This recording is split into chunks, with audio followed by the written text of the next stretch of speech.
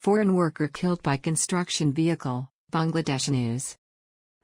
Yesterday morning, Barjahan, aged 35, a Kazakhstan national, was hit by a construction vehicle at the Rooppur Nuclear Power Plant construction site, which left him dead on the position. The victim, named Barjahan, was working in Nikimth. Nikimth is a construction firm of the Rooppur Nuclear Power Plant. The accident took place at about 9:30 a.m. when the victim was positioned behind the vehicle, as stated by the Ishwardi police station inspector MD. Hadiul Islam. The worker was hit by the vehicle while it was reversing. The body was recovered by the police, and later the body was sent to Patna General Hospital morgue for the autopsy.